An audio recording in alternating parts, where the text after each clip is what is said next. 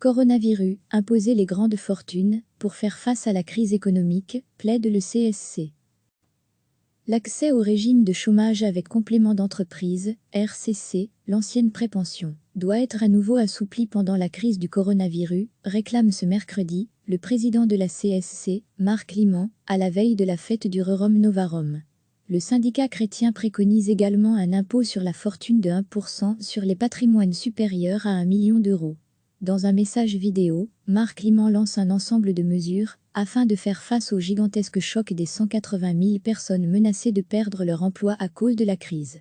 La CSC avance notamment une redistribution de la main-d'œuvre disponible grâce à une réduction collective des heures de travail. Le syndicat réclame également des allocations de chômage plus élevées pour les personnes licenciées, ainsi qu'un assouplissement des règles du RCC en faveur des travailleurs plus âgés. Je ne me fais aucune illusion. Comme lors de chaque restructuration et faillite, les travailleurs les plus âgés seront les premiers concernés, ajoute Marc Liman.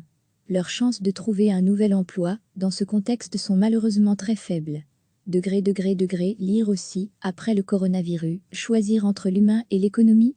Le syndicat insiste encore sur la nécessité d'une fiscalité équitable et relance sa demande d'un impôt sur la fortune.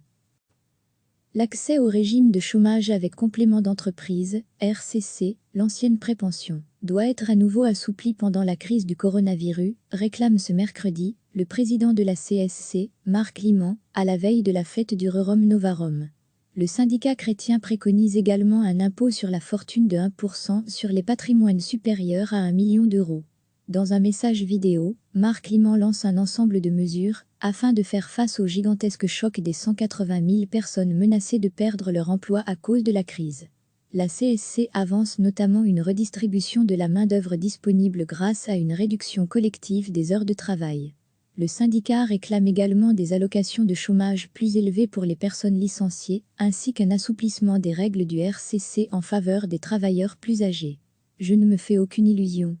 Comme lors de chaque restructuration et faillite, les travailleurs les plus âgés seront les premiers concernés, ajoute Marc Liman. Leurs chances de trouver un nouvel emploi, dans ce contexte, sont malheureusement très faibles. Lire aussi, après le coronavirus, choisir entre l'humain et l'économie. Le syndicat insiste encore sur la nécessité d'une fiscalité équitable et relance sa demande d'un impôt sur la fortune. Cliquez sur s'abonner pour recevoir les dernières nouvelles.